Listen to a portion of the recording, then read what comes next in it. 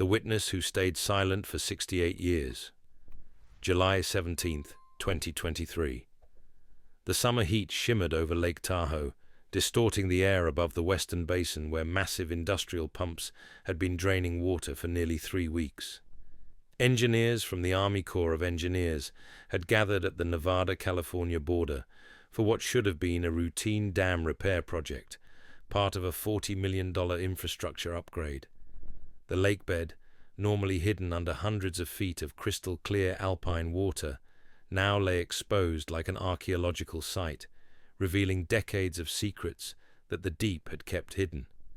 At 2:47 p.m., construction foreman Miguel Sandoval was directing a crane operator when something caught his eye. A glint of turquoise metal, distinct and out of place among the grey-brown sediment.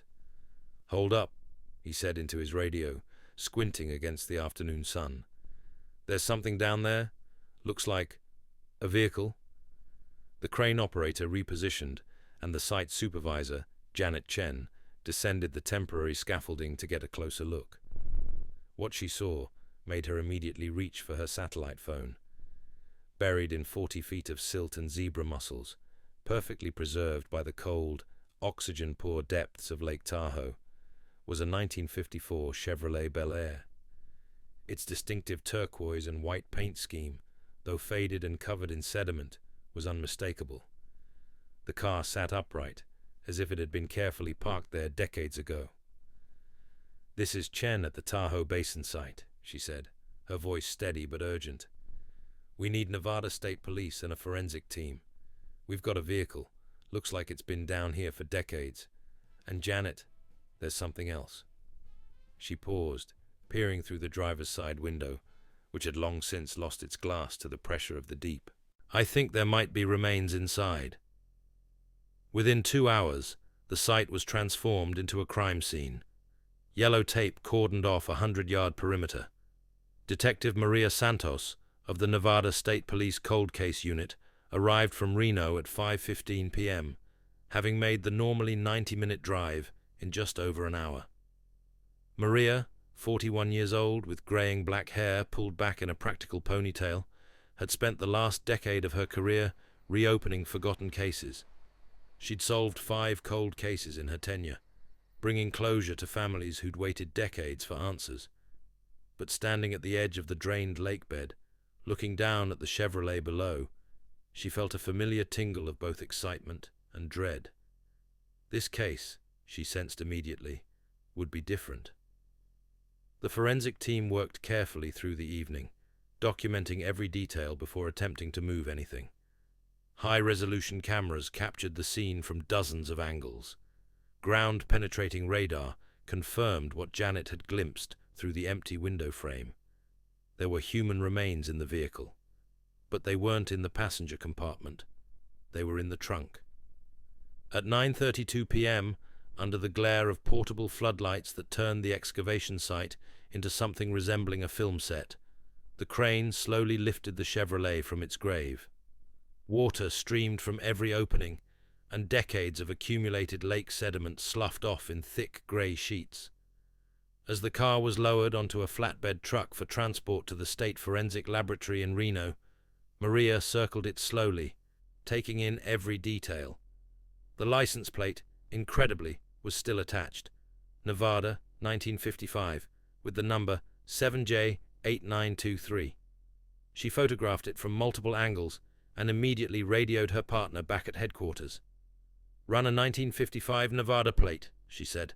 7Jack8923. Let's see who this car belonged to." The answer came back in less than 15 minutes. The vehicle was registered to George and Helen Meredith of Tahoe City, purchased new in May 1954 as a graduation gift for their daughter, Ruth Elizabeth Meredith. The registration had never been renewed after 1955. Maria felt her pulse quicken. She pulled out her phone and accessed the state's cold case database. Her fingers flew over the screen as she searched. There it was, Ruth Elizabeth Meredith, female, white, 19 years old, last seen June 12, 1955, at approximately 11:45 p.m., leaving the Tahoe City High School graduation dance. Reported missing June 13, 1955, at 8:30 a.m. Vehicle found abandoned near Lake Tahoe boat launch June 13, 1955, at 5:47 p.m. Case officially closed September 3, 1955. Presumed accidental drowning or possible suicide. Body never recovered. "We just found her," Maria said quietly to the forensic photographer beside her. 68 years later, we just found Ruth Meredith. The trunk was opened the next morning in the sterile environment of the State Forensic Laboratory. Present were Maria, her partner Detective James Chen, Chief Medical Examiner Dr. Patricia Alvarez, and a team of forensic anthropologists. They documented every step with video and still photography. Inside the trunk, curled in a fetal position, was a complete skeleton still clothed in the tattered remnants of what had once been an evening gown. The fabric, though degraded by decades underwater, retained traces of its original sea-green color. Near the skull lay a silver locket, its chain still intact. Dr. Alvarez carefully opened it with gloved hands.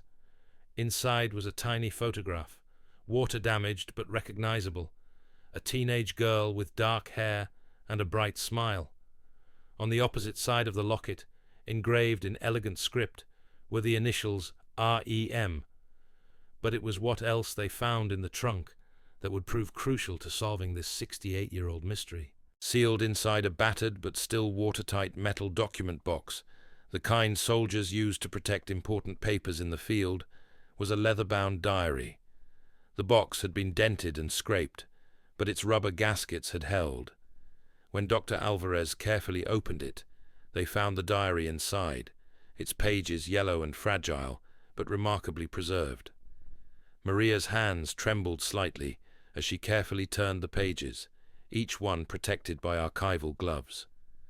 The diary covered the period from January 1955 through June 11, 1955. The handwriting was neat, the work of someone who took care with words. The entries documented Ruth's daily life: classes, friends, college applications, her excitement about being accepted to UC Berkeley's journalism program. But it was the final week of entries that made Maria's breath catch. June 6, 1955. Today, after my interview at City Hall for the school paper, I was waiting for Mr. Henderson to find some documents about the new highway project. I was sitting near the back exit when I noticed a trash bin with papers that were half burned. I don't know what made me look, but I did. They were construction permits and payment receipts. Something about them seemed wrong. The signatures looked odd, like they'd been traced or forged. I took some of them. I probably shouldn't have, but if this is what I think it is, it's a story people need to know about. June 8, 1955. I've been going through the documents all weekend. I compared the signatures on the permits to the official records at City Hall. They don't match. Someone has been forging construction licenses and collecting fees from contractors. The fake permits total more than $50,000. That's enough money to buy 10 houses. The name on most of the documents is William Hollenbeck. I know him. He's Sheriff Hollenbeck's son. This is going to be the biggest story Tahoe City has ever seen. But I need to be careful. I need to verify everything before I go public. A journalist's job is to speak truth to power, even when it's uncomfortable, even when it's dangerous. If I can't do that, then all my dreams of Berkeley and reporting and making a difference are meaningless. I have to be brave enough to do what's right. June 11th, 1955. Tomorrow is the graduation dance, and the day after that, I'm going to Sheriff Hollenbeck. I know this involves his son, but Sheriff Hollenbeck has always been fair and honest. He helped my dad when our store was burglarized 2 years ago. He's a good man. He'll want to know if his son is involved in something illegal. I'm nervous, but I know I'm doing the right thing. I've made copies of all the documents and hidden them in 3 different places. One set is in my school locker, one is in my diary box, and one is in Betty's garage in a paint can on the top shelf. She doesn't know. I've documented everything. Tomorrow, I'll dance and celebrate with my friends, and then I'll make sure justice is done. I owe it to this community. I owe it to the truth." That was the last entry. Maria carefully photographed every page before sealing the diary in an evidence bag. She stood in the sterile white laboratory, surrounded by the stark evidence of a young woman's murder, and felt a cold anger settling in her chest. Ruth Meredith had done everything right. She'd been careful, thorough, brave. She'd trusted the system, and the system had killed her. "Let's find out who she trusted," Maria said to James. "Let's find out exactly who Sheriff Hollenbeck was." Before we continue with what Detective Santos discovered, let us know where you're watching from in the comments below. And if you appreciate cases like this, where justice, however delayed, is finally served, please subscribe to our channel so you don't miss future investigations. June 12, 1955, Tahoe City, Nevada. The gymnasium of Tahoe City High School had been transformed for the annual graduation dance. Crepe paper streamers in the school colors of blue and gold swooped across the ceiling. Paper lanterns cast warm light over the dance floor, where graduating seniors swayed to the big band music of the Tommy Dorsey Orchestra, playing from a record player in the corner. The smell of punch, perfume, and summer anticipation filled the air. For most of the 87 members of the class of 1955, this was the culmination of their high school careers, a night of celebration before they scattered to colleges, jobs, and military service across the country. Among them, Ruth Meredith stood near the refreshment table, radiant in her sea-green evening gown that her mother had sewn by hand over the past 2 months. The dress had a fitted bodice and a full skirt that swished when she walked, the height of 1955 fashion. Ruth's dark brown hair was carefully styled in the soft waves popular that year, held in place with bobby pins and aquanet hairspray. She wore the silver locket her grandmother had given her, the one engraved with her initials. To anyone watching, she looked like every other happy graduate, excited about the future.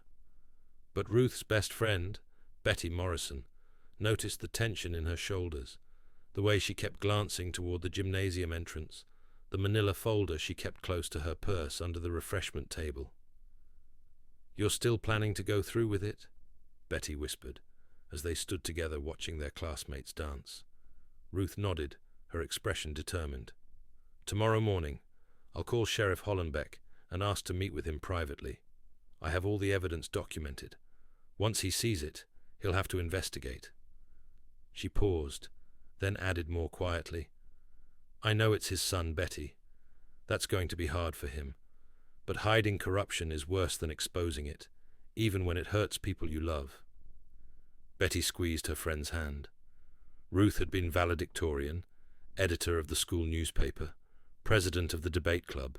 She'd won a full scholarship to UC Berkeley, one of only 3 students from Tahoe City ever to be accepted there.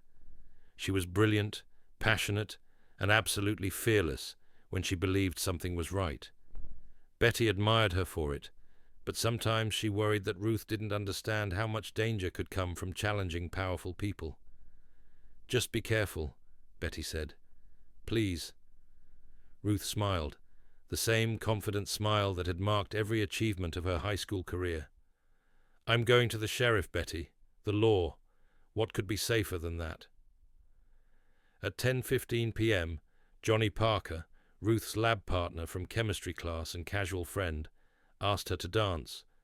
Ruth accepted, setting her purse and folder carefully under the table, where Betty promised to watch them.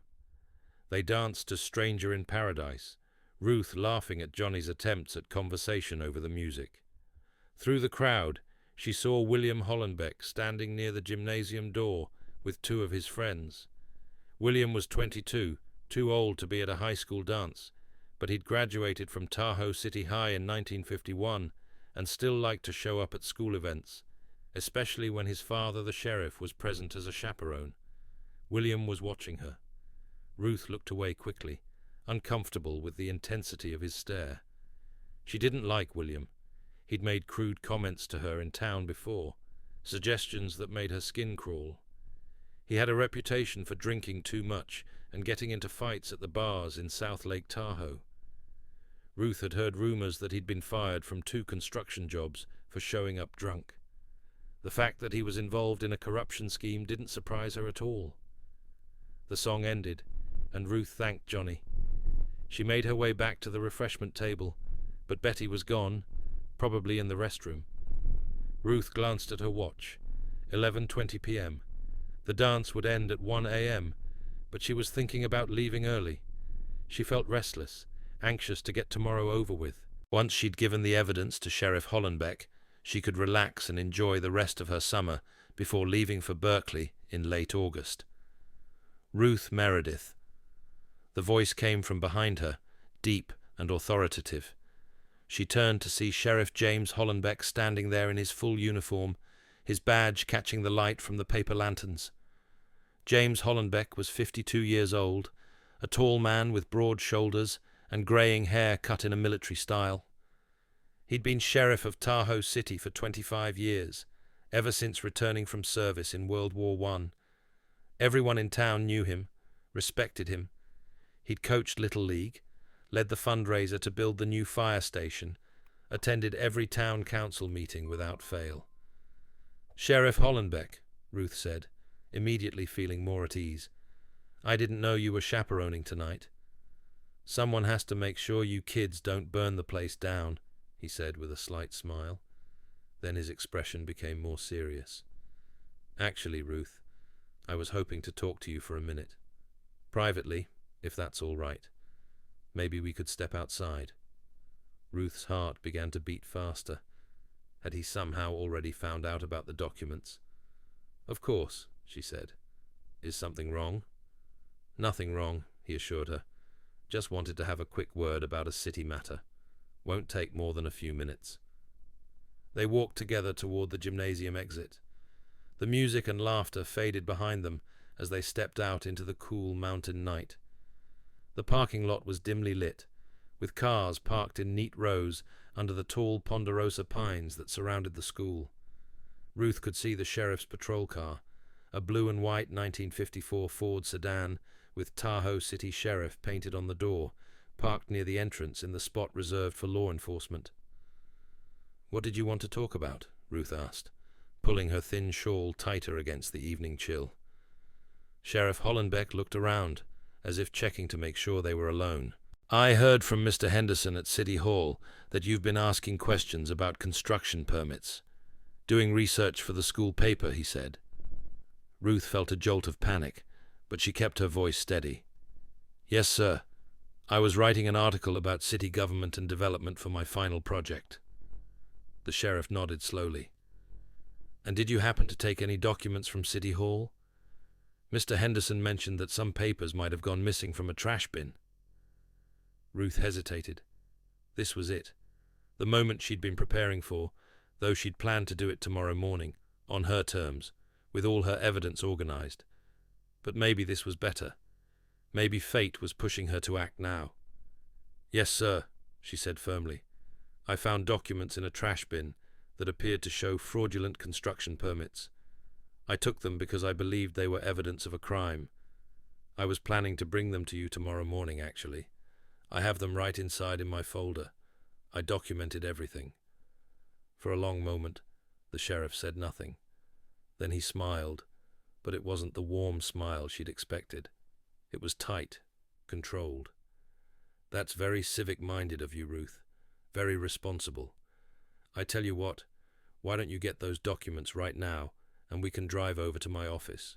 We'll go through everything together, make sure we do this properly. No point waiting until tomorrow if we can handle it tonight." Ruth felt uncertain. Something about his tone made her uneasy, but she couldn't put her finger on what. He was the sheriff. He was offering to help her. This was exactly what she wanted, wasn't it? "Okay," she said slowly. "Let me just tell Betty I'm leaving, and I'll get the folder." "I'll wait here with the car," Sheriff Hollenbeck said. "Take your time." Ruth went back into the gymnasium. The dance was in full swing, couples spinning across the floor to "In the Mood." She found Betty near the punch bowl, talking to Sandra Peterson. "Betty, I need to tell you something," Ruth said, pulling her friend aside. "Sheriff Hollenbeck is here. He asked about the construction permits. I'm going to go to his office with him right now to review everything." Betty's eyes widened. "Right now? Ruth, it's almost midnight. Can't it wait until tomorrow? He said we should handle it tonight. He's being really helpful." Ruth squeezed Betty's arm. "Don't worry. I'll be fine. I'm with the sheriff. I'll call you tomorrow and tell you everything." She retrieved her manila folder from under the refreshment table and walked back outside. Sheriff Hollenbeck was standing by his patrol car, the driver's door already open. "Got everything?" he asked. Ruth nodded, clutching the folder to her chest. "Yes, sir. I made copies and documented all the discrepancies. I think you'll find it very thorough." "I'm sure I will." "Ruth, you're a bright girl, one of the brightest this town has ever produced. Your parents must be very proud." He gestured to the passenger door. "Hop in. The office is just 10 minutes away." Ruth walked around to the passenger side. As she opened the door and slid into the seat, she glanced back at the gymnasium. Through the open doorway, she could see the golden light spilling out, could hear the faint sound of music and laughter. For just a moment, she considered saying she'd changed her mind, that she'd rather wait until tomorrow. But that was silly.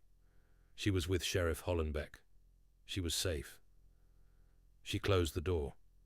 The sheriff started the engine, and they pulled out of the parking lot, heading not toward downtown Tahoe City and the sheriff's office, but toward the lake. Inside the gymnasium, Betty Morrison stood at the doorway watching the taillights of the patrol car disappear down the road. Something didn't feel right, but she couldn't explain what.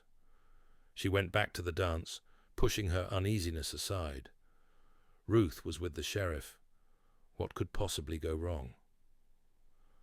June 13th, 1955. 8:30 a.m. Helen Meredith stood in her daughter's bedroom, looking at the neatly made bed that Ruth hadn't slept in.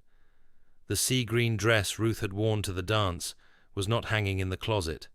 Her purse was missing, but Ruth's overnight bag, packed for the camping trip she'd planned with Betty for next weekend, still sat by the window. The silver hairbrush on her dresser, which Ruth used every morning exactly 100 strokes, hadn't been touched. Helen had heard Ruth leave for the dance yesterday evening at 7:30 p.m. She'd expected her home by 2 a.m. at the latest.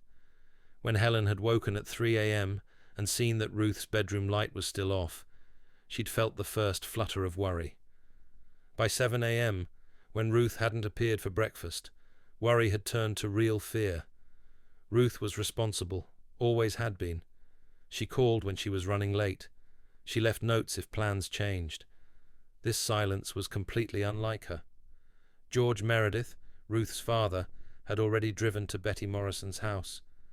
Betty had told him that Ruth left the dance with Sheriff Hollenbeck around 11:30 or 11:45 p.m., that they were going to the sheriff's office to discuss some kind of city business. George had immediately driven to the sheriff's office, but it was locked, dark, empty. He'd even gone to the sheriff's house, a modest 2-story home on Pine Ridge Road. Mrs. Hollenbeck had answered the door in her bathrobe, confused and concerned. She said her husband had come home from chaperoning the dance around midnight and had been asleep ever since. She'd seen no sign of Ruth Meredith. Now, standing in the sheriff's office at 8:30 a.m. on a bright Tuesday morning, Helen and George Meredith faced Sheriff James Hollenbeck across his desk. The sheriff looked tired, his eyes slightly bloodshot, but he listened carefully as they explained the situation. "She said she was coming here with you," George said, his voice tight with controlled panic. "Betty Morrison saw you two leave together in your patrol car. Betty said Ruth was carrying a folder of some kind, said it was important city business." Sheriff Hollenbeck frowned, appearing genuinely puzzled. "I did speak briefly with Ruth at the dance. She mentioned she'd been doing research on city development for a school project. I suggested she might want to look at some public records in my office, but I told her we could arrange that later this week. I certainly didn't drive anywhere with her. I went straight home after the dance ended. I was home by midnight. My wife can confirm that. But Betty saw you, Helen insisted, her voice rising.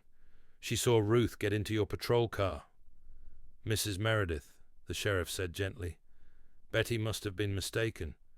It was dark. The parking lot wasn't well lit. Perhaps she saw Ruth getting into someone else's car and assumed it was mine. You know how these kids are after a dance. Sometimes they go out to celebrate, drive around, end up at someone's house. I'm sure Ruth is fine. She probably stayed over at a friend's place and forgot to call. But even as he said it, everyone in the room knew it wasn't true. Ruth wasn't the type to forget. She wasn't the type to stay out all night without permission. Something was wrong. Sheriff Hollenbeck stood, his expression shifting to official concern. I'll tell you what. Let me make some calls, talk to some of Ruth's classmates, see if anyone knows where she might have gone. Give me until noon. If we haven't located her by then, we'll file an official missing person report and start a proper search. Does that sound fair? It didn't sound fair.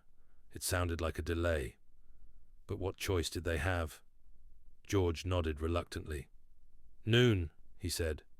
If we haven't heard from her by noon, we're organizing our own search party. By noon, Ruth still hadn't appeared. Sheriff Hollenbeck, true to his word, filed the missing person report himself. He interviewed Betty Morrison personally, taking detailed notes. Betty repeated her story. She'd seen Ruth leave the gymnasium with Sheriff Hollenbeck around 11:30 p.m., seen her get into his patrol car. The sheriff had been wearing his full uniform. Ruth had been carrying a manila folder. And you're absolutely certain it was my patrol car? The sheriff asked, his pen poised over his notepad. I think so, Betty said, less certain now under the sheriff's steady gaze. It was dark, but I saw you two talking, and then you walked toward a car that looked like your patrol car.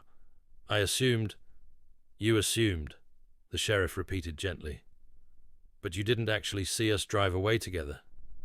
Betty thought back, trying to remember exact details. The truth was, she'd gone back inside after seeing Ruth walk toward the parking lot. She'd assumed they'd drive away, but had she actually seen it?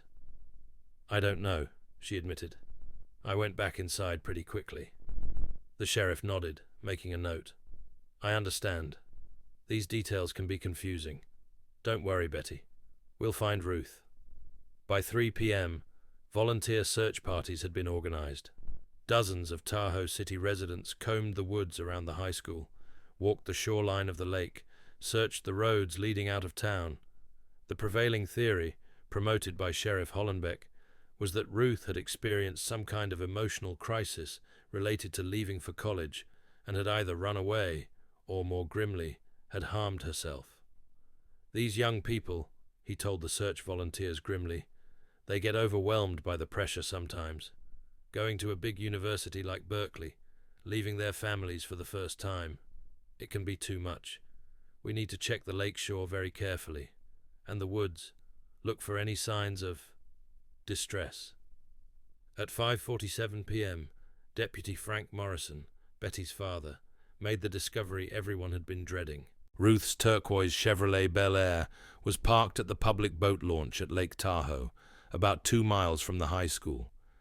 The driver's side door hung open, the keys dangled from the ignition, and most haunting of all, Ruth's white heels, the shoes she'd worn to the dance, were placed neatly side by side on the driver's seat. Sheriff Hollenbeck arrived within minutes, somehow having been nearby when the call came in. He examined the scene carefully, walking slowly around the vehicle, peering inside, checking the trunk. The trunk was empty. There was no sign of Ruth, no sign of a struggle, no sign of the manila folder Betty had mentioned. Deputy Morrison, a man who'd known Ruth since she was a baby, felt sick looking at those empty shoes. Sheriff, this doesn't make sense. If she was going to hurt herself, why would she take off her shoes? And where's her purse? Where are the documents Betty said she had? Sheriff Hollenbeck shook his head gravely. Sometimes people in crisis don't think logically, Frank. They do things that don't make sense to us. As for the documents, perhaps they were never here. Perhaps Ruth's school project wasn't as serious as people thought, and she was embarrassed about it. We don't know. But Betty said a lot of things, the sheriff interrupted, not unkindly.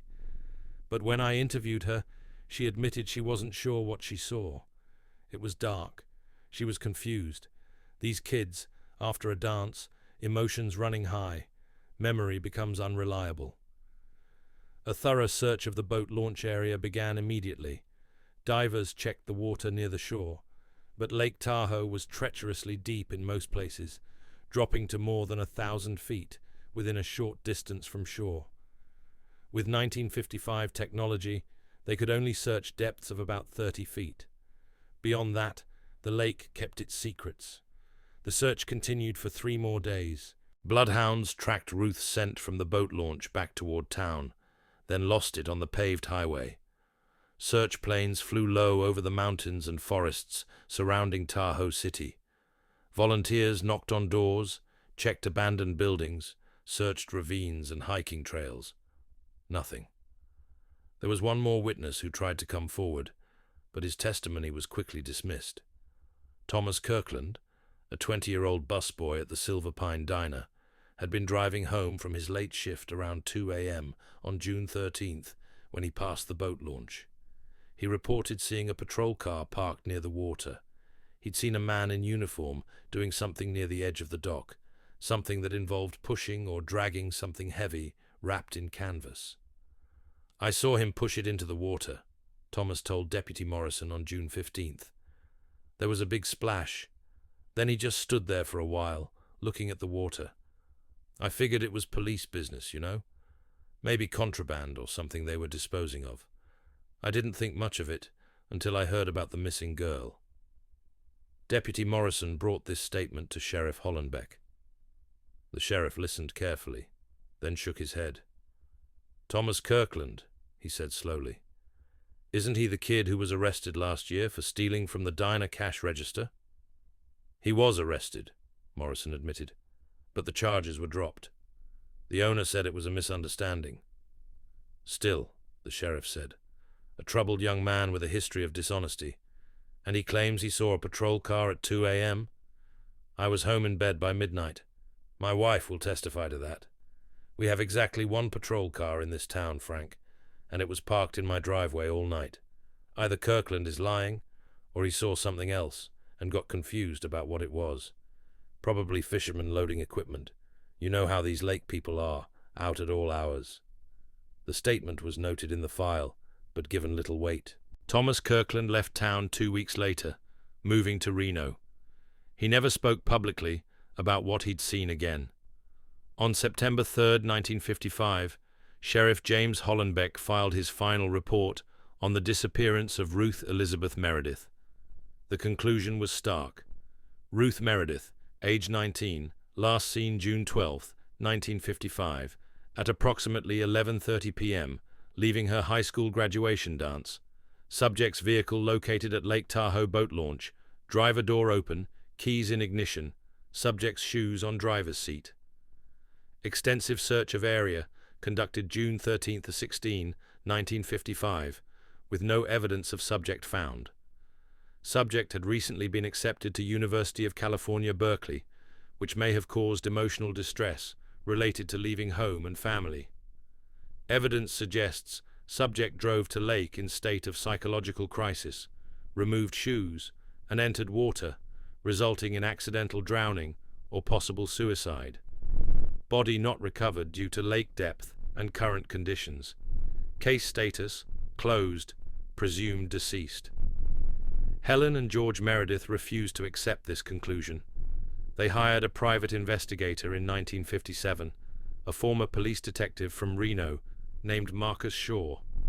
Shaw spent 3 months on the case, interviewing everyone who'd known Ruth, reviewing every piece of evidence. He found Betty Morrison's story credible and found Thomas Kirkland's testimony troubling. But with no body, no physical evidence, and the sheriff's department declaring the case closed, there was nothing he could do.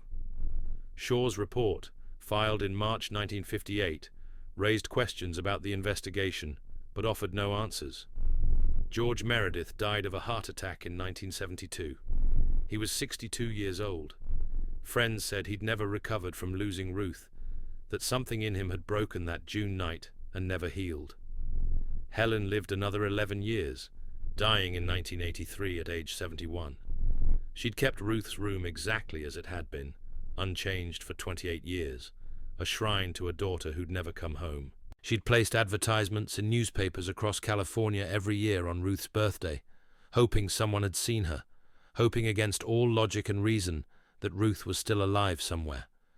She received dozens of responses over the years, all of them false leads or cruel hoaxes. She died never knowing what had happened to her daughter. Sheriff James Hollenbeck retired in 1975 with full honors after 45 years in law enforcement. The Tahoe City Council named him Citizen of the Year and threw a retirement party attended by more than 500 people. He received a gold watch, a plaque, and a standing ovation. In his retirement speech, he spoke about the importance of service, integrity, and devotion to duty. He mentioned that his greatest regret was the cases that remained unsolved, the families he hadn't been able to help. He didn't mention Ruth Meredith by name, but everyone knew who he meant. Hollenbeck lived quietly in his lakeside home for the next 44 years, fishing, playing cards at the senior center, attending his grandson's baseball games. He died in April 2019 at the astonishing age of 116, making him one of the oldest men in Nevada history. His obituary in the Tahoe City Tribune ran 2 full pages, chronicling his long life and distinguished career. He was called a pillar of the community, a dedicated public servant, and a man of unwavering principle. More than 200 people attended his funeral. His son, William Hollenbeck, had long since moved away from any connection to the construction fraud scheme of 1955. The fake permits and embezzled funds were never discovered by authorities. The investigation, such as it was, had died when Ruth Meredith disappeared. William built a successful career in real estate, eventually owning one of the largest property management companies in northern Nevada. He served 2 terms on the Tahoe City Council in the 1980s and was named president of the Tahoe City Chamber of Commerce in 1985. By all accounts, he was a successful, respected businessman. Nobody connected him to the events of 1955. Betty Morrison married in 1957 and moved to San Francisco, where she became a high school English teacher. She never forgot her best friend. Every year on June 12th, she would stand at her bedroom window, holding an old photograph of Ruth in her prom dress, smiling and full of life, and she would say a prayer. "I always knew you didn't kill yourself," she would whisper to the photograph. "I always knew someone took you from us. But who would believe me against the word of a sheriff?" Thomas Kirkland, the busboy who'd seen something at the lake that night, moved to Reno and worked as a mechanic for 40 years. He married, had 3 children, and lived a quiet life.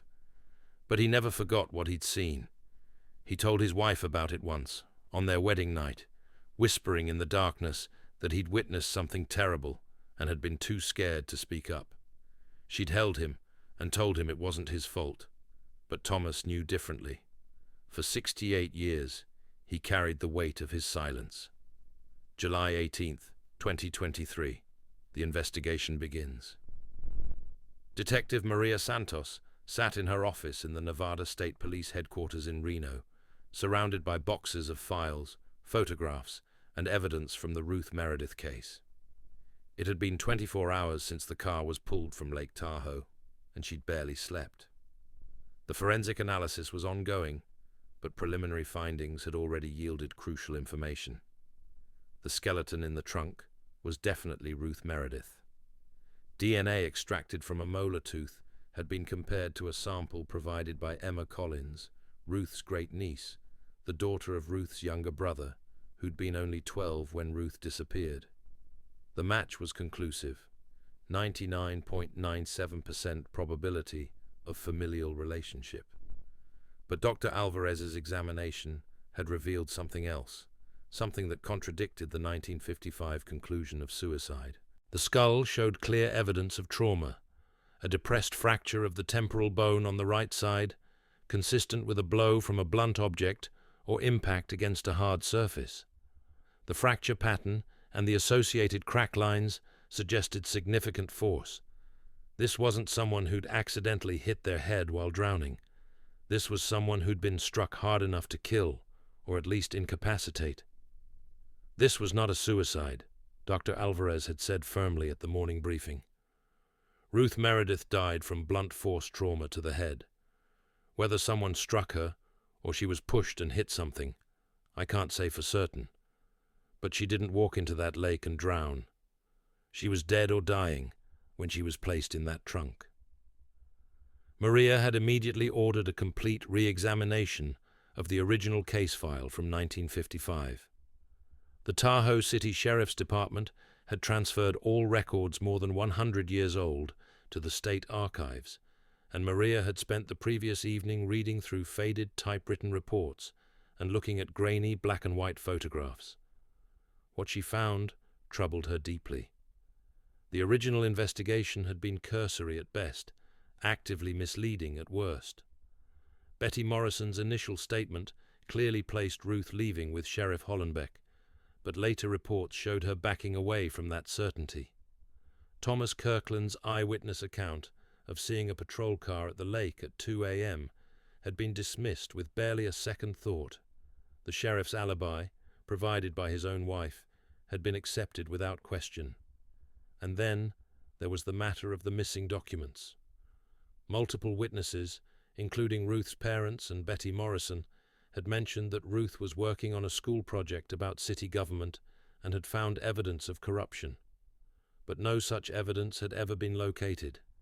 Ruth's school locker had been emptied, but no documents were found. Her room had been searched, but nothing related to construction permits had turned up. The documents had vanished as completely as Ruth herself. Maria pulled up the information on Sheriff James Hollenbeck, born 1903, died 2019 at age 116, served as Tahoe City Sheriff from 1930 to 1975, married to Margaret Hollenbeck, deceased 2001.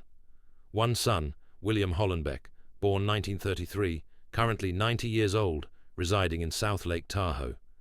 Maria made a note to interview William, though she'd have to be careful. If her suspicions were correct, this investigation was about to get very complicated very quickly. Her phone buzzed. It was the forensics lab. Detective Santos, this is Dr. Chen in Trace Evidence. We've completed the fiber analysis from the trunk.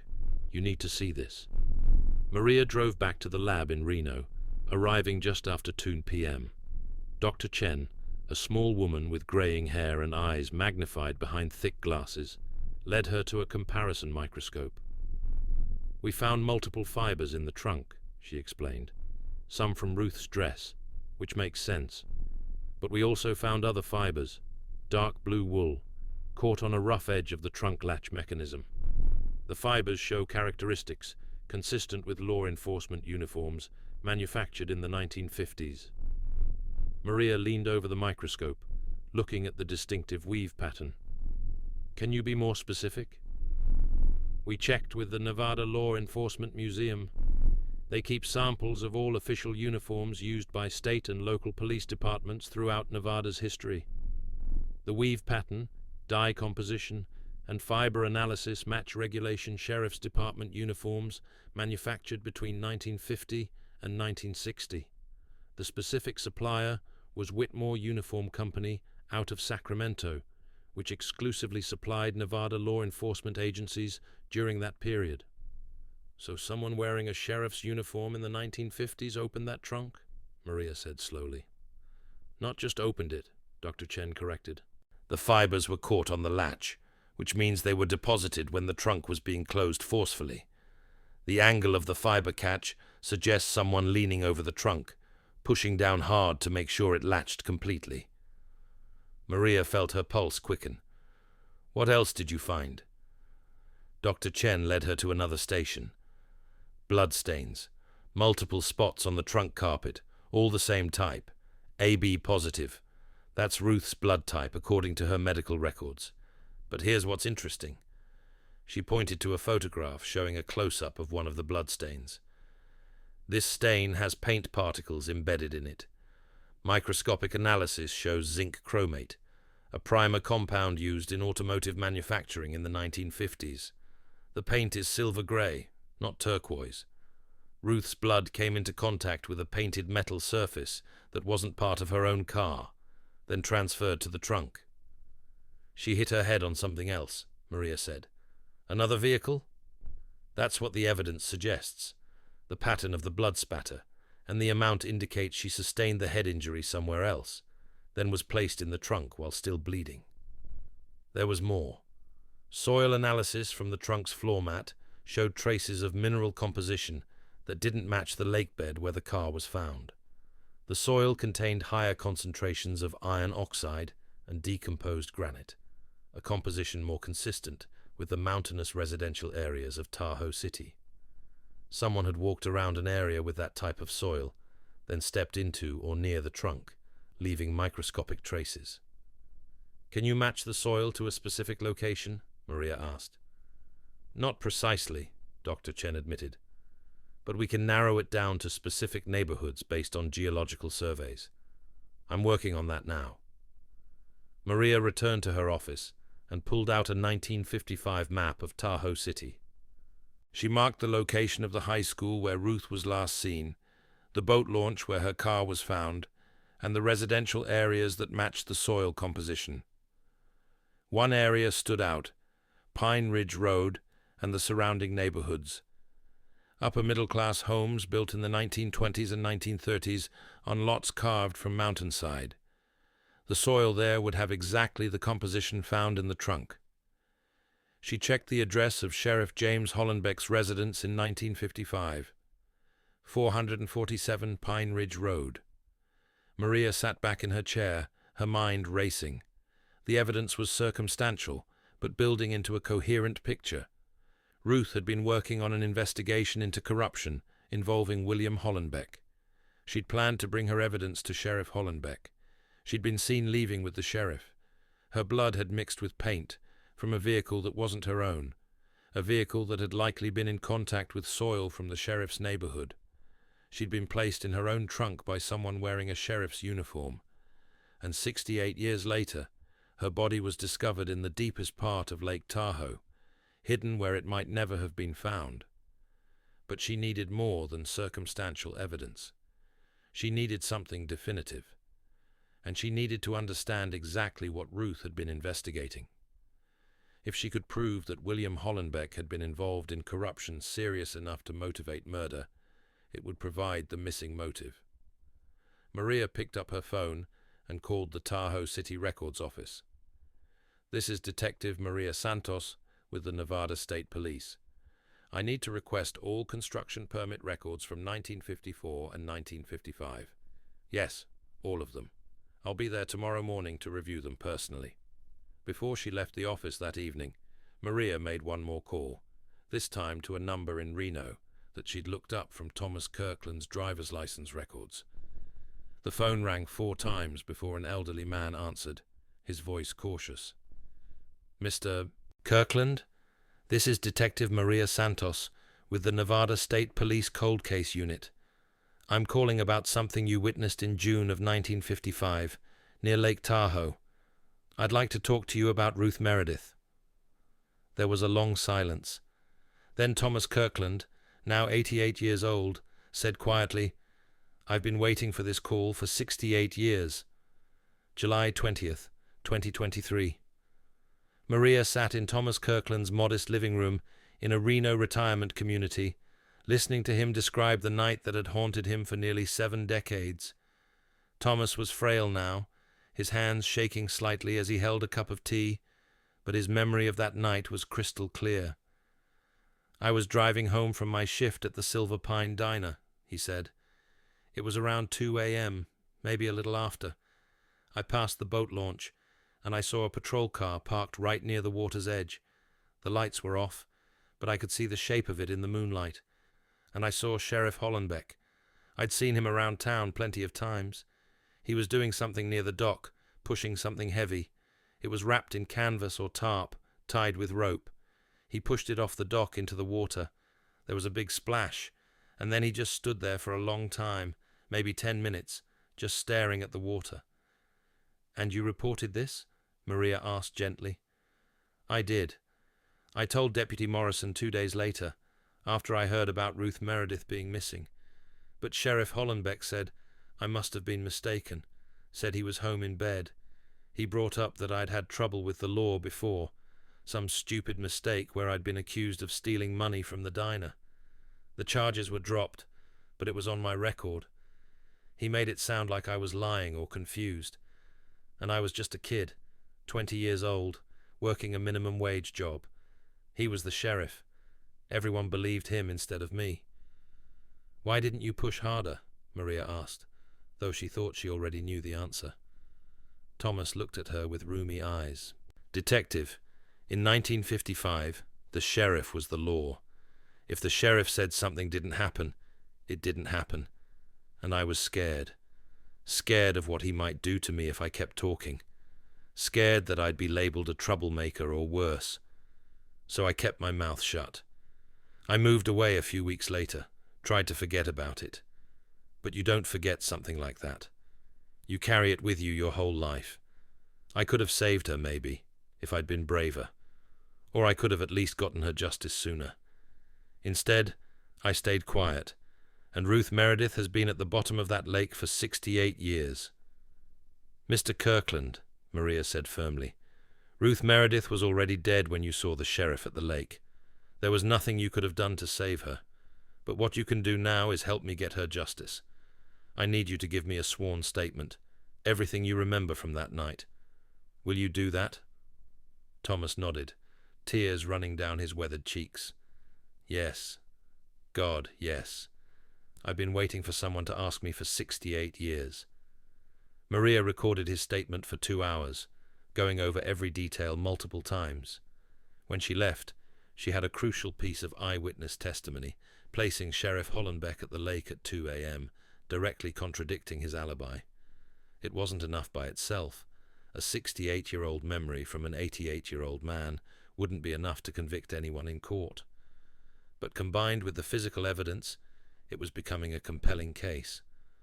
The next day, Maria drove to Tahoe City to review the construction permit records.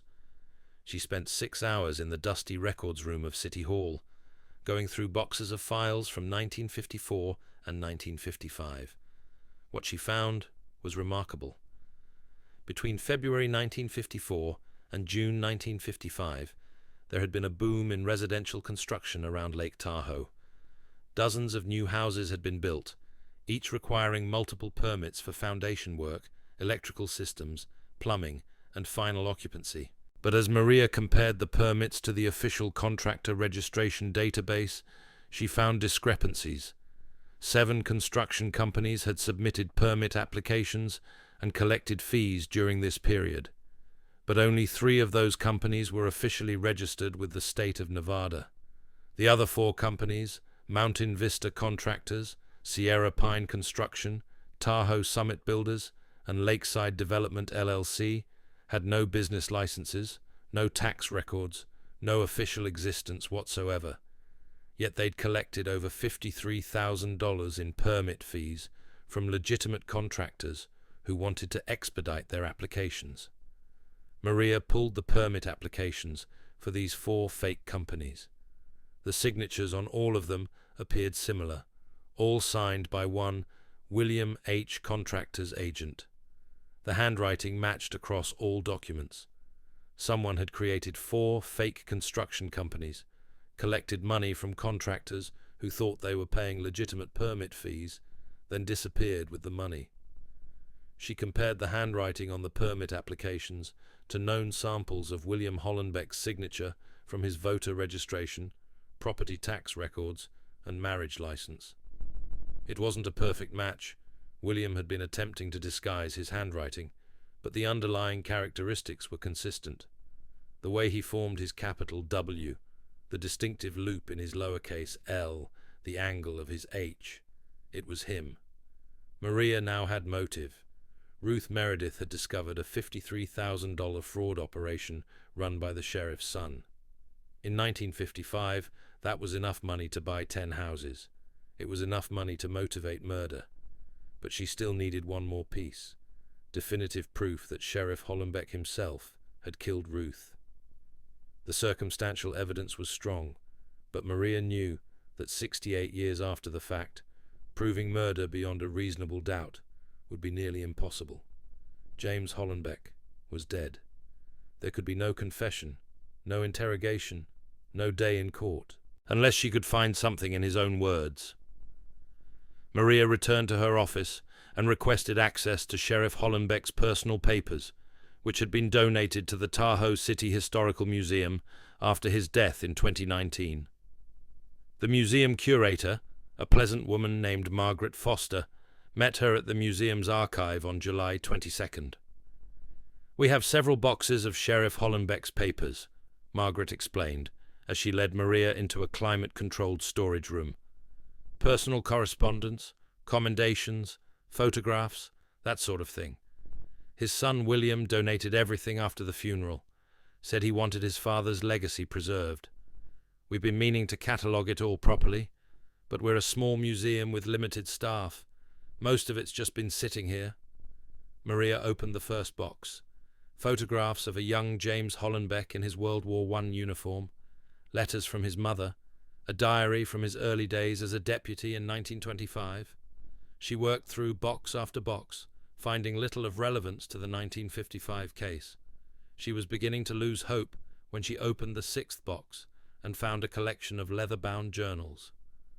"Oh, those," Margaret said. "Sheriff Hollenbeck kept personal journals throughout his entire career. They're separate from his official police reports, more like personal observations and reflections. We thought they might be interesting for historians studying mid-20th century law enforcement." Maria carefully removed the journals, her heart beating faster. There were dozens of them, one for each year from 1930 through 2018. She found the 1955 journal and opened it with gloved hands. The handwriting was neat and controlled, recording daily events, thoughts about cases, personal reflections. She turned to June 12, 1955. The entry was longer than most, covering 3 full pages, and it was marked at the top in red ink, "Private." Maria began to read, and with each sentence, her hands started to shake. June 12, 1955. "Tonight, I did something that will haunt me until the day I die, but I see no other choice. Ruth Meredith, the Meredith girl who just graduated, came to the dance tonight. I'd heard from Henderson at City Hall that she'd been asking questions about construction permits, and I suspected she'd stumbled onto William's scheme. I couldn't let it go to the state police. If they investigated, they'd find everything, the fake companies, the stolen money, all of it. William would go to prison. My son, my only child, would spend years in jail for what was really just youthful stupidity and greed. I couldn't let that happen." I talked to Ruth outside the dance. She admitted she had documents, evidence of fraud. She was so proud of herself, so certain she was doing the right thing. She actually thought I'd praise her for uncovering corruption. I convinced her to get in my car, told her we'd go to my office to review everything properly. But I didn't drive to the office. I drove to the lake, to the boat launch, where I knew it would be empty at that hour. I tried to reason with her. I told her the documents must be forgeries, that someone was trying to frame William.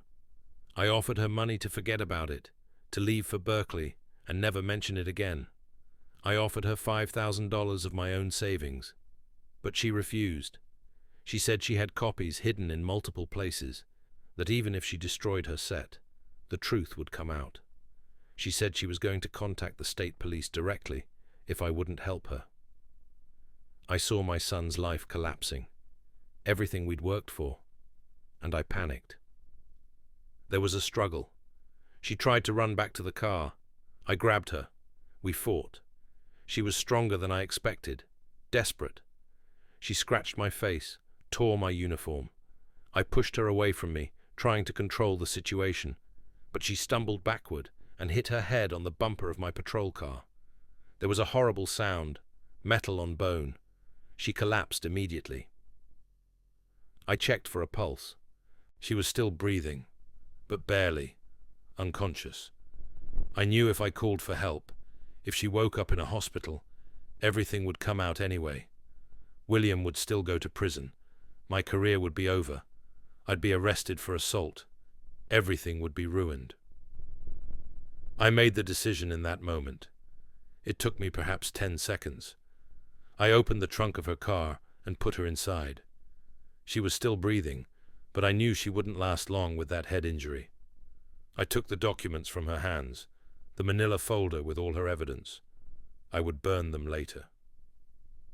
I drove her car to the deepest part of the boat launch area, the spot where the shelf drops off precipitously. I positioned it carefully. Then I went home, got my largest canvas tarp and rope, and came back. It was nearly 2 a.m. by then. The town was asleep. I tied the car doors and windows with the canvas so it would sink faster. I put the car in neutral and pushed it off the dock. It sank within seconds. The water is more than 100 feet deep there. No one will ever find it. I placed her shoes on the driver's seat of my patrol car, then drove back and left them in the car to make it look like she'd parked there herself. I left the keys in the ignition, the door open, made it look like she'd walked into the water deliberately. Ruth Meredith died so that my son could live. I believe she was already dying from the head injury. I believe she would have died anyway, but I made certain of it. I sentenced her to death to save William. May God forgive me, because I will never forgive myself. The documents are burned. The evidence is gone. William is safe, and Ruth Meredith will sleep at the bottom of Lake Tahoe until the end of time, her truth buried with her. Maria carefully photographed every page of the entry, her hands steadier now despite the horror of what she was reading. This was it. A full confession, written in the murderer's own hand. It wouldn't be enough for a criminal trial. Sheriff Hollenbeck was long dead. But it was enough for justice. It was enough for the truth. She closed the journal and looked up at Margaret Foster, who'd been reading over her shoulder, her face pale. "I need to take this into evidence," Maria said quietly. "All of these journals. This is a murder confession." Margaret nodded wordlessly. August 2nd, 2023. Maria sat across the interrogation table from William Hollenbeck in the Nevada State Police headquarters. William was 90 years old now, a frail man with wispy white hair and liver-spotted hands that shook slightly as they rested on the table. His lawyer, a sharp-eyed woman named Patricia Vance, sat beside him. "Mr. Hollenbeck," Maria said, her voice calm and professional, "I want to be clear about why you're here. You're not being charged with murder. Your father committed that crime, and he's been dead for 4 years. What I need to understand is what you knew and when you knew it." William's eyes, still sharp despite his age, met hers. "I don't know what you're talking about." Maria opened a folder and placed a photograph on the table. It showed the forged construction permit applications from 1955, the signatures clearly visible. "Do you recognize this?" William barely glanced at it. "No." "It's your signature, Mr. Hollenbeck, from 1955. You created 4 fake construction companies and defrauded contractors out of over $53,000. That fraud is why Ruth Meredith was murdered." "I didn't kill anyone," William said flatly. "No, you didn't. Your father did. But the question is, did you know what he'd done?" Maria placed another document on the table, a photocopy of the diary entry. "Your father kept detailed journals his entire life. After he died, you donated those journals to the Tahoe City Historical Museum. Did you read them before you donated them?" William stared at the photocopy, his expression unreadable. For a long moment, he said nothing. Then, quietly, "No. You didn't read your father's journals before donating them? No. That seems odd, Mr. Hollenbeck. Your father kept journals for 88 years. You donated them to a museum, and you didn't read any of them first? William's lawyer leaned forward. Detective, my client doesn't have to explain his personal decisions to you. You're right, Maria agreed. But here's what I find interesting. She pulled out another document. This is your father's journal entry from April 23, 2019. He died on April 27th, 4 days later. In this entry, he writes about you visiting him in hospice. He writes that he told you something that day, something about Ruth Meredith. Do you remember that conversation, Mr. Hollenbeck? William's face had gone pale. His hands, already shaking, trembled more violently. He was 116 years old. His mind was going. He said a lot of things that didn't make sense. What exactly did he say? I don't remember. Mr. Hollenbeck, your father died 4 years ago. You donated his journals to the museum 6 months after his death. Under Nevada law, if you had knowledge of a crime and failed to report it, that makes you an accessory after the fact. The statute of limitations doesn't apply to homicide-related charges. So I'll ask you again, what did your father tell you on his deathbed? Patricia Vance put her hand on William's arm. Don't answer that, William. But William Hollenbeck had carried his own burden for 4 years, and like Thomas Kirkland, he'd been waiting for this moment. His shoulders sagged. When he spoke, his voice was barely above a whisper. He told me he killed Ruth Meredith to protect me. He said he'd done something terrible because of my construction scheme. He said he pushed her car into the lake, and she'd been there for 64 years. He begged me to forgive him. William's eyes filled with tears. I thought he was delirious, hallucinating. He'd been talking to people who weren't there all week. But then, when he died, I found his journals. I read through them, all of them, and I found the entry from June 12th, 1955, the confession. And you didn't go to the police, Maria said. He was already dead. What good would it do? It would destroy everything. My business, my reputation, my family's name, and Ruth Meredith was already gone. Nothing could bring her back. William looked up, his face pleading. Don't you understand? I was 22 years old in 1955. I was stupid and greedy, but I didn't kill anyone. My father did that. And when I found out, he'd been dead for months. I couldn't change the past. I couldn't fix what he'd done. But you could have given Ruth's family the truth, Maria said quietly. Her parents died, never knowing what happened to their daughter. Her friend Betty Morrison spent 68 years wondering if she could have saved Ruth. Thomas Kirkland carried the guilt of his silence for nearly 7 decades. All of them deserved to know the truth.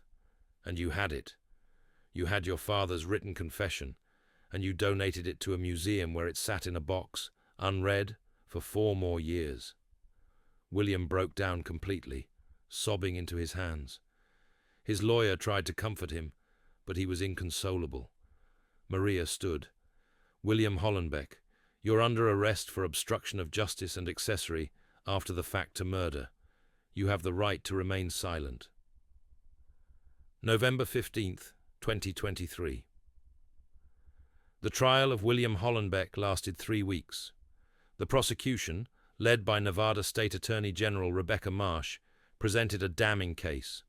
The sheriff's journal confession, the forensic evidence from Ruth's car, Thomas Kirkland's eyewitness testimony, Betty Morrison's original statements from 1955, and William's own admission that he'd known about his father's crime for 4 years without reporting it. The defense argued that William had genuinely believed his father was delusional when he made his deathbed confession, that a 116-year-old man's words couldn't be considered reliable evidence, and that once William discovered the journal, he'd been paralyzed by fear and grief, unable to make rational decisions. The jury deliberated for 2 days. They found William Hollenbeck guilty on both counts, obstruction of justice and accessory after the fact. On February 8, 2024, he was sentenced to 15 years in federal prison. Judge Patricia Alvarez, the same woman who'd led the forensic examination of Ruth's remains, addressed William directly at sentencing. "Mr. Hollenbeck, your father committed a terrible crime to protect you from the consequences of your fraud. But you committed your own crime when you chose silence over truth. You had the power to give Ruth Meredith's family closure 4 years ago. Instead, you chose to protect your reputation. That choice denied justice for 68 years. This court cannot punish your father, but it can hold you accountable for your own actions. This sentence reflects not just your obstruction of justice, but the profound moral failure of choosing convenience over truth." William Hollenbeck was remanded into custody immediately. At 90 years old, his 15-year sentence was effectively a life sentence. He would die in prison, just as his father had died with his secret. March 22nd, 2024. Emma Collins stood on the shore of Lake Tahoe on a clear, cold morning. The water was impossibly blue, reflecting the snow-capped Sierra Nevada mountains that ringed the basin. In her hands, she held a photograph of Ruth Meredith in her sea-green prom dress, smiling at the camera with the bright, confident smile of someone who believed the world was good and just. Beside Emma stood Detective Maria Santos, her partner James Chen, Betty Morrison, now 87 years old and frail, but determined to be present, and Thomas Kirkland, 88, with tears streaming down his weathered face. About 200 people had gathered for the memorial service, descendants of Ruth's family, residents of Tahoe City, and members of the media covering the story that had captivated the nation. A local minister said a few words about justice and redemption. Then Emma stepped forward, holding a brass urn containing Ruth's ashes. The forensic lab had released the remains after all evidence had been collected and documented. "Aunt Ruth," Emma said, her voice carrying across the quiet crowd, "my grandmother, your sister Sarah, spent her entire life wondering what happened to you. She died in 1998, never knowing. My father, your brother Daniel, searched for you until he died in 2011. Our whole family carried the weight of your disappearance, wondering if you'd run away, if you'd been unhappy, if somehow we'd failed you. Now we know the truth. You didn't run away. You didn't abandon us. You were taken from us by someone you trusted, someone who should have protected you. You were brave and principled, and you died because you refused to compromise your values. I hope you can rest now. I hope you know that justice, however long it took, has finally been done." Emma opened the urn and scattered Ruth's ashes across the water. They drifted on the surface for a moment, catching the morning light before settling into the depths. Betty Morrison placed a bouquet of sea-green roses on the water, watching them float away. Thomas Kirkland stepped forward, his voice breaking as he spoke. "Ruth, I'm sorry.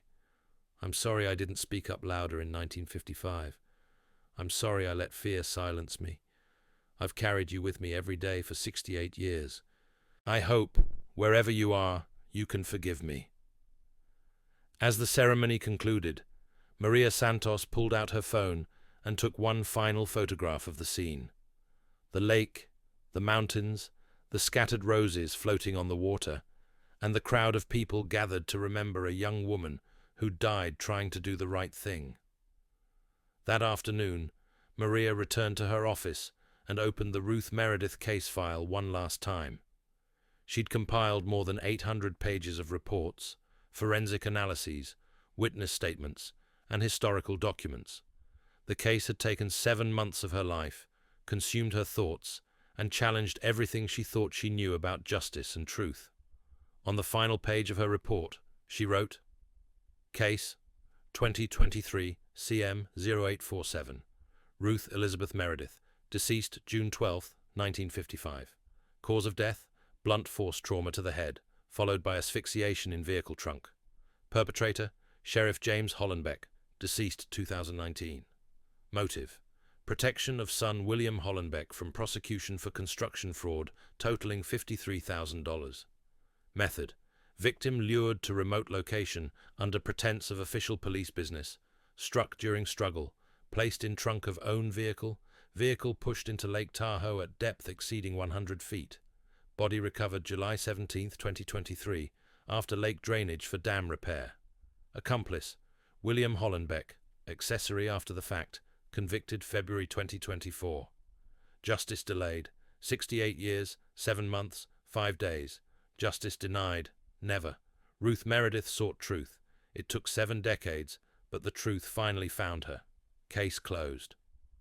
Maria signed her name, dated the document March 22, 2024, and placed it in the file folder. She locked it in the evidence room, where it would be preserved forever as part of Nevada's legal history. Epilogue.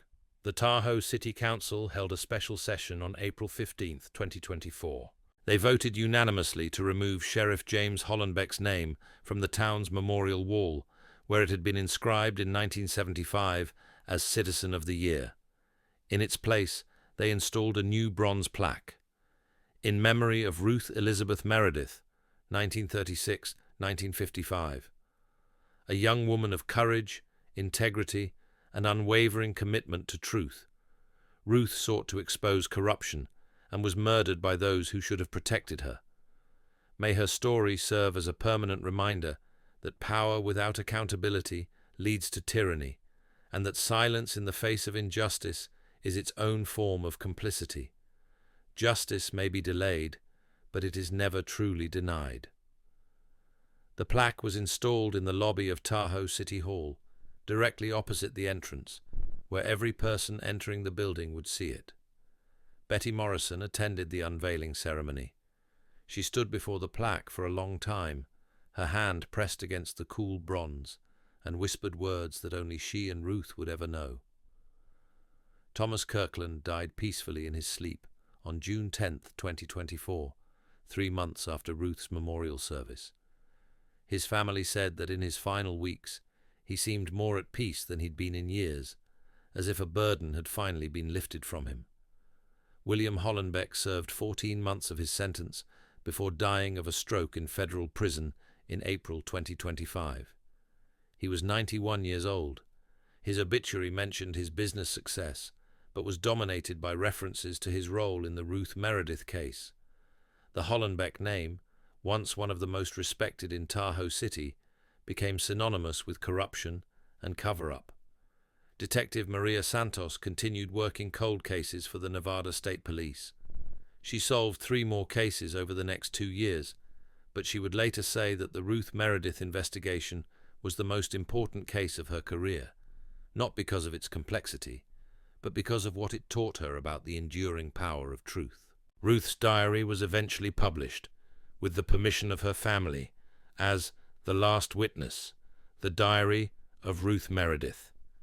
It became a bestseller, studied in journalism schools across the country as an example of investigative courage and the cost of speaking truth to power. The construction fraud documents Ruth had hidden in 3 locations were never found. The set in her school locker had been thrown away when the locker was cleaned out after her disappearance. The set in the paint can in Betty Morrison's garage had been discovered and disposed of when Betty's parents sold the house in 1961, not knowing what the papers were. And the set sealed in Ruth's diary box had been at the bottom of Lake Tahoe for 68 years, too damaged by water to be legible when the car was recovered. But Ruth's words, preserved in her diary, survived. And in the end, that was enough. Lake Tahoe, serene and impossibly blue, continues to draw millions of visitors each year. They come for the skiing, the hiking, the pristine beauty of the Sierra Nevada mountains. Most of them don't know the story of Ruth Meredith, the young woman whose body lay beneath those waters for 68 years. But those who do know remember her not as a victim, but as a witness to corruption, a witness to abuse of power, and ultimately a witness to the truth that no matter how deeply it's buried, no matter how long it takes, will always find its way back to the light. Justice may be slow, but Ruth Meredith's story proves that it is never truly too late.